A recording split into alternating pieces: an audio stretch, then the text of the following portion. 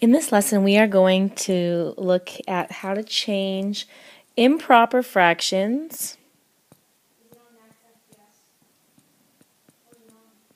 into mixed numbers. And just to review, an improper fraction is one that has a numerator that is larger than the denominator. So, for example, 9/5 would be an example of an improper fraction. And a mixed number is where we have a whole number and a fraction. For example, 3½ is an example of a mixed number. So I'm going to show you the process that you're going to use to change improper fractions into mixed numbers. Here's an example. Let's say we have the improper fraction 23/4. So what we would do is, if you remember, we've been practicing that this right here tells us the number of pieces. So essentially this would look like lots of fourths. Here we have 23/4. So we have 1, 2, 3, 4, 5, 6, 7, 8, 9, 10, 11, 12, 13, 14, 15, 16, 17, 18, 19, 20, 21, 22, 23. So I'm just going to shade in the number that we have. So here's 8, 9, 10, 11, 12, 13, 14, 15, 16, 17, 18, 19, 20, 21, 22, 23. So this is telling us we have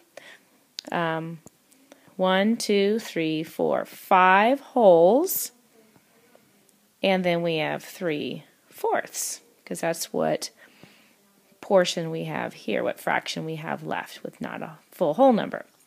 So the way we would do this without having to draw every single one of the pieces in the fractions is we would take 23 and we would do a long division problem.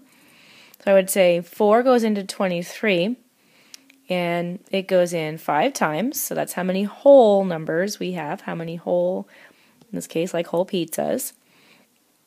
And then I'm going to multiply 5 times 4. I'm going to get 20. And I'm going to subtract. I have 3 left over. So this number here becomes the numerator. And this number here becomes the denominator. And you'll notice that 5 3/4 equals the same thing when we actually drew out the fractions visually.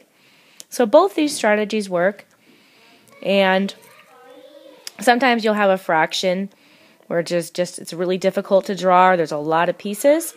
So the division makes it easier to solve. Here's another example. Let's do 46/7. So I'm going to take my 46, my numerator, and I'm going to divide it by the denominator of the fraction. 7 goes into 46 6 times. I multiply 6 times 7 to get 42. Then I subtract, and I get 4 left over. So this number here becomes my numerator, and this number here becomes my denominator. So 46/7 is equal to 6 4/7. I'm going to do one example. Let's do 57/10. So first I'm going to set up my division problem. 57 divided by 10. It goes in 5 times. 5 times 10 is 50. I'm going to subtract and I get 7 left over. So the 7 becomes my numerator and the 10 becomes my denominator. So 57/10 is the same as 5 7/10. Now you're going to try. I would like you to try and solve 74/11. I would like you to push pause and solve this. Write it as a mixed number. Okay, you should have now solved this, and I would like you to check your work. 74 divided by 11. It goes in 6 times. 6 times 11 is 66. I'm going to subtract. I get 8 left over. So the 8 becomes my numerator, and the 11 becomes my denominator. Did you get it right? Good.